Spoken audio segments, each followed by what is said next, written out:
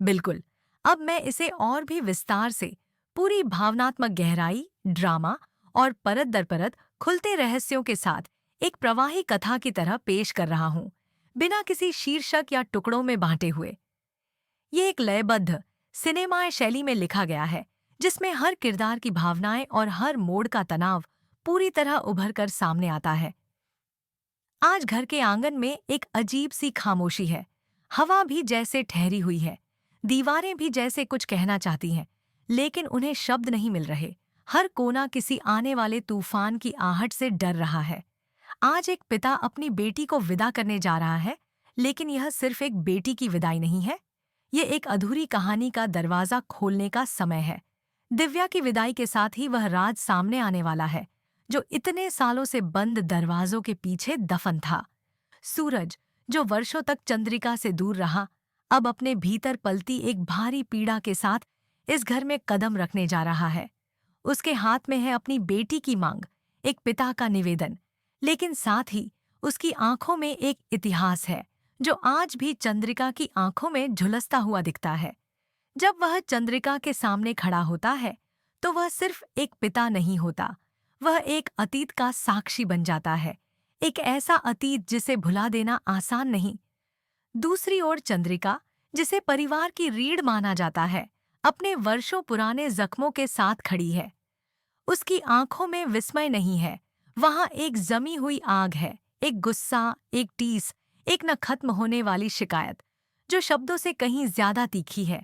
वह जानती है सूरज क्यों आया है, लेकिन वह यह नहीं जानती कि उसके आने से उसके सीने में फिर से वो दबी हुई पीड़ा क्यों उबलने लगी है।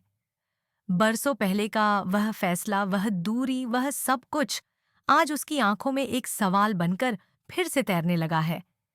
दिव्या इस पूरे घटनाक्रम का केंद्र बन गई है, लेकिन उसे अब भी यह एहसास नहीं है कि उसकी विदाई सिर्फ एक नई शुरुआत नहीं, बल्कि कई पुराने अध्यायों का अंत भी है। उसकी शादी, जो सबके लिए खुशियों का मौका है, उसी पल के साथ जुड़ी है एक कड़वी सच्चाई। और वह सच्चाई सिर्फ उसके माँ बाप की नहीं है, वह पूरे परिवार की है। अविनाश, जो दिव्या से सच्चा प्रेम करता है, अपने अंदर कहीं डर भी पाल रहा है।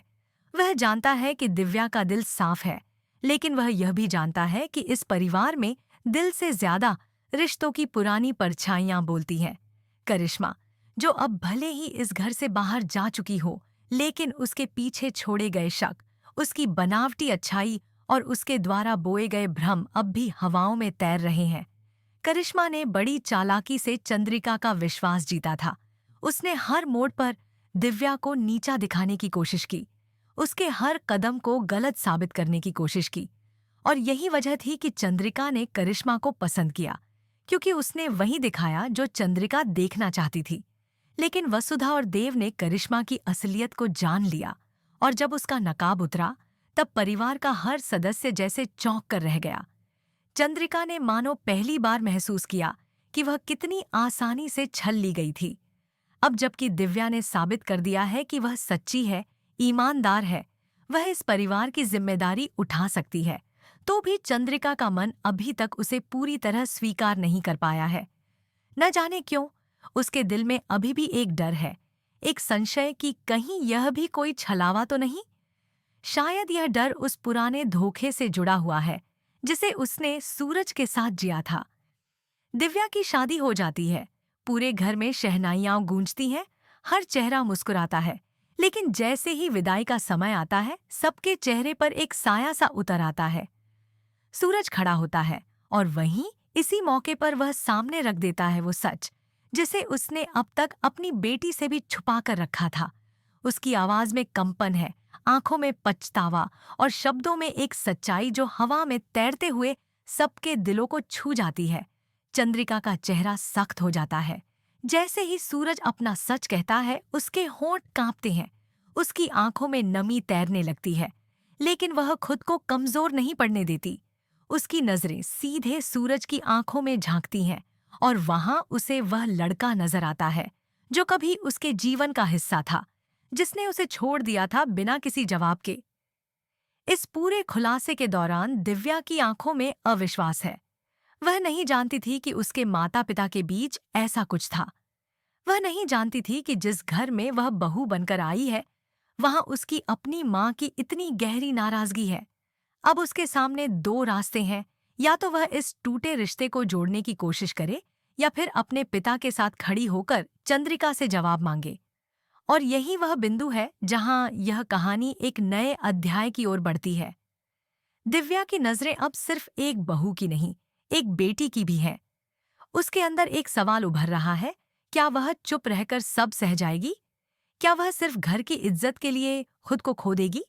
या वह चंद्रिका से वो सब पूछेगी जो अब तक अनकहा था? अब सवाल सिर्फ यह नहीं रह गया है कि दिव्या चंद्रिका का दिल जीत पाएगी या नहीं। असली सवाल यह है कि क्या वह इस परिवार के टूटे हुए धागों को फिर से जोड़ पाएगी?